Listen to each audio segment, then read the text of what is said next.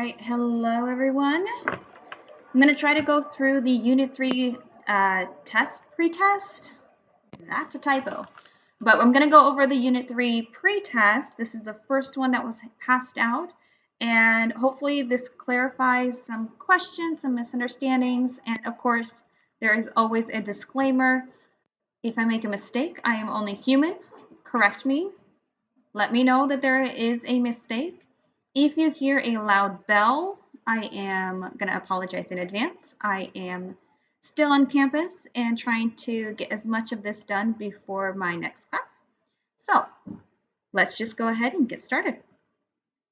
On number 1, it's saying state if the given functions are inverses, must use composition of functions. So this one here, we are trying to prove that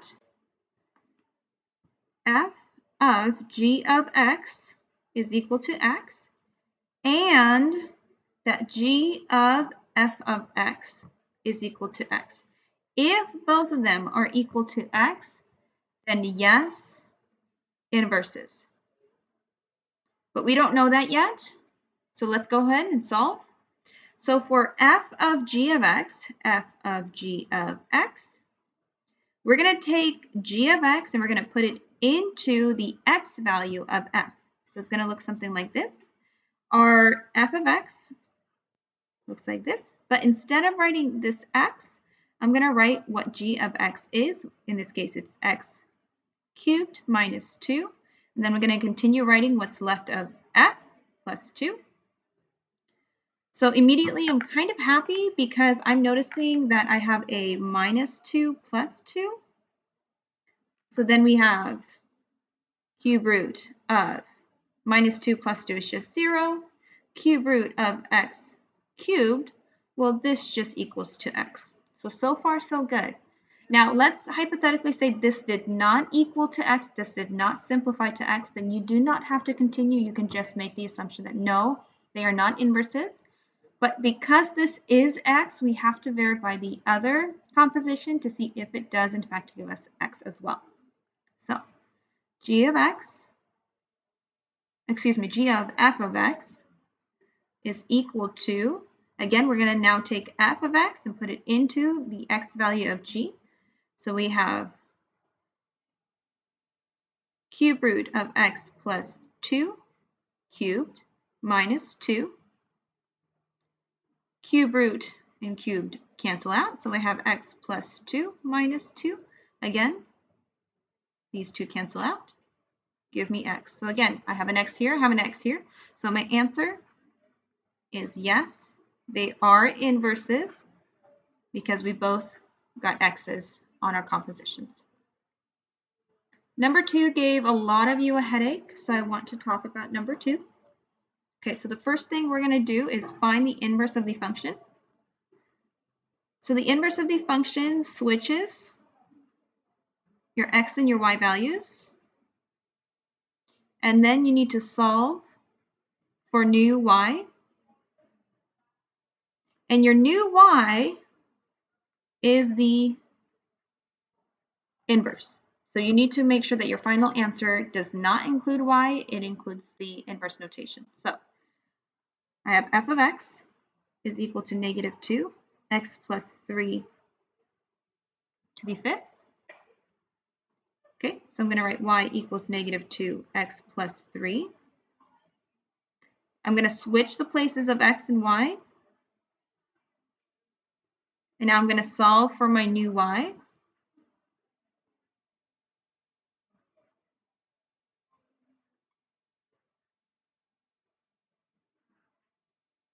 I'm going to undo all of these steps here that I have.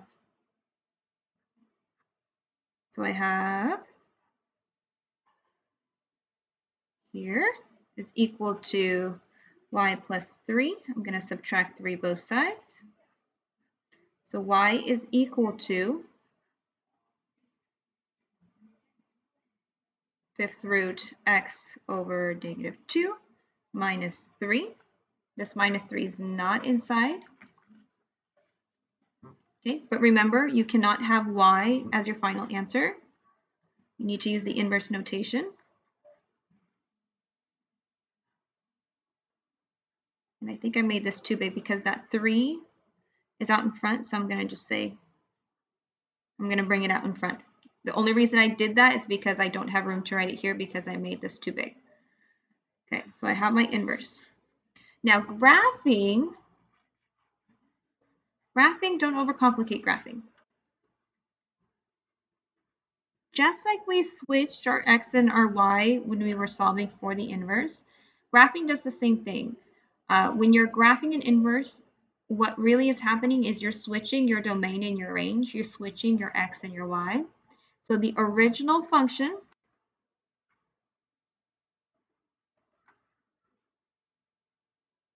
we're going to do this old school, and we're going to create a t-chart.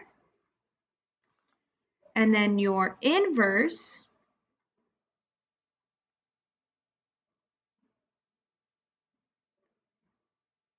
again, that -3 could be on the end of your equation. Doesn't matter where it's at. Okay, so I'm going to already know that this is odd, so it's going to look kind of like a John Travolta, but it's not a 3, so it's going to be just a little bit different, but it's still going to have that bend in the middle, so it's still going to look somewhat of a John Travolta.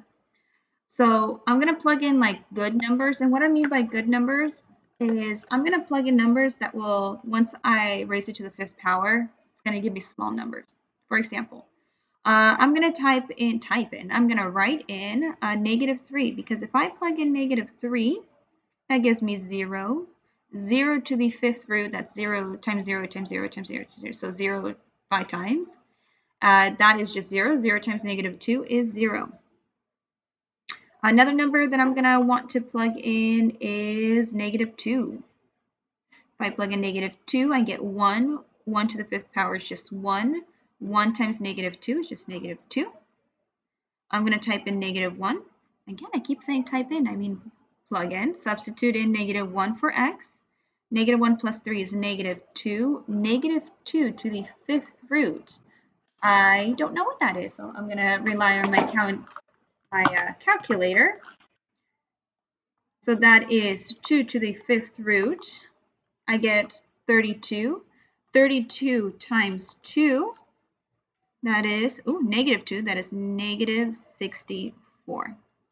Now I can always go backwards and get even more forwards, but I'm noticing that my numbers are getting more and more negative.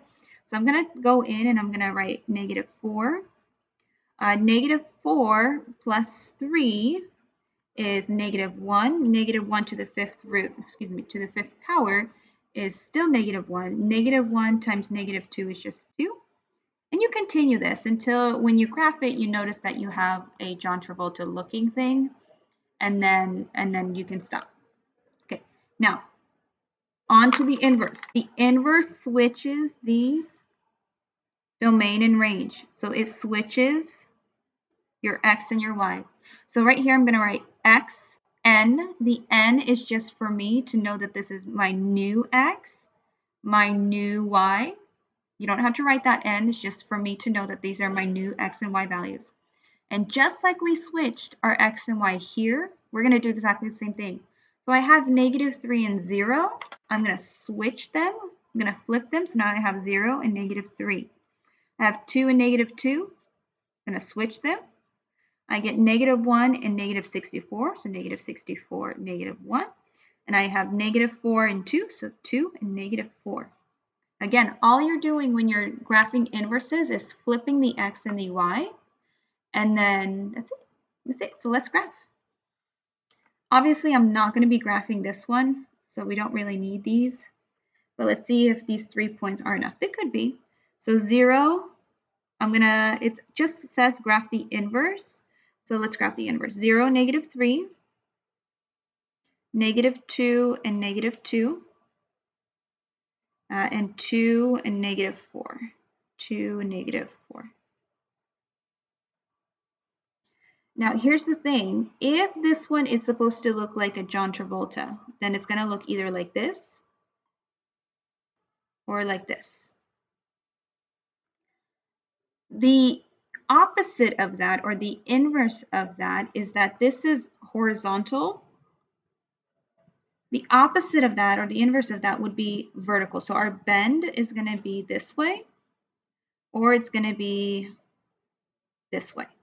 So again, one or the other, the opposite or the inverse of horizontal is vertical, so vertical to horizontal. So inverse is going to look something like this. So looking at our 3 points, let's see, I'm kind of leaning towards this one because this is higher here. So let's do this, go up and go down. And then that's all you have to do is graph the inverse. Obviously, this is not the actual test, so if you would like to verify your answer, I recommend Desmos. You type in this function here and you type in your inverse, this one here. You can double check if that is correct. Always double check your answer, especially if it's not the actual test, because you have the ability to do that. Okay. The next one, simplify each sum. We are simplifying each sum. I'm checking the time here to make sure that you don't have a loud bell, and I think there will be a loud bell coming up here shortly, so I'm going to pause the video right now.